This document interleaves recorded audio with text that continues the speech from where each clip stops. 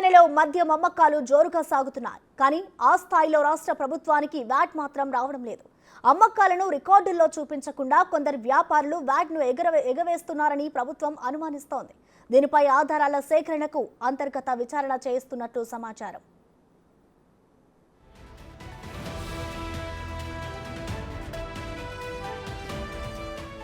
కొద్ది రోజుల క్రితం టానిక్ దుకాణాల్లో వాణిజ్య పన్నుల శాఖ అధికారులు తనిఖీలు చేపట్టారు. ఆ తనిఖీల్లో భారీగా వ్యాట్ ఎగ్గవేతలు బయటపడ్డాయి. ఆ తీగను పట్టుకొని అధికారులు ఓ మద్యం తయారీ డిస్టిలరీలపై దాడులు చేశారు. అక్కడ ఏకంగా 15 లక్షల లీటర్ల అమ్మకాలు లెక్కల్లోకి రానట్లుగా తేలిందని సమాచారం.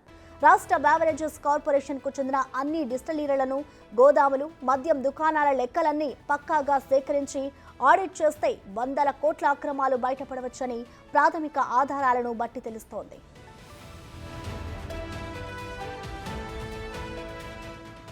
ఈ ఏడాది 19,884.90 కోట్ల ఎక్సైజ్ సుంకం వసూలవుతుందని ప్రభుత్వం భావించింది. జనవరి నాటికే 17,964.26 కోట్లు వచ్చినట్లు కాగ్ తాజాగా వెల్లడించింది. 2022 ఏప్రిల్ నుంచి 2023 జనవరి వరకు 14,598.66 కోట్లు వచ్చాయి. ఈ లెక్కన ప్రస్తుత ఆర్థిక సంవత్సరంలో 23% పెరిగినట్లు. అయితే ఇదే నిష్పత్తిలో వ్యాట్ పెరగకపోవడం అనుమానాలకు తావిస్తోంది. గత ఏప్రిల్ నుంచి ఫిబ్రవరి వరకు వ్యాట్ వసూళ్లు 13,332 కోట్లుగా ఉన్నాయి.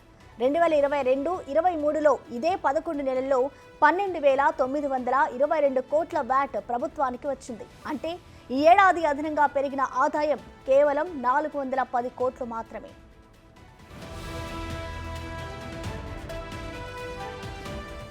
తొలుత రాష్ట్ర బెవరేజెస్ కార్పొరేషన్కు చెందిన డిస్టిలరీ నుంచి గోదాముకు మద్యం తరలిస్తారు. తర్వాత అక్కడి నుంచి మద్యం దుకాణానికి తీసుకెళ్తారు.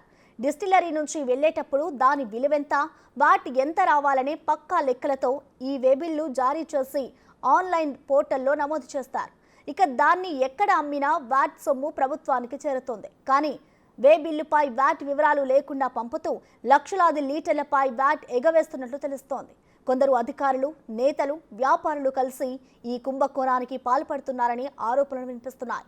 టానిక్లో ఇదే విధంగా లక్షలాది లీటర్లకు వ్యాట్ చెల్లించలేదని తేలింది. ఇక రాష్ట్ర వ్యాప్తంగా లోతుగా విచారిస్తే భారీగా అక్రమాలు బయటపడతాయని ప్రభుత్వం అనుమానిస్తోంది.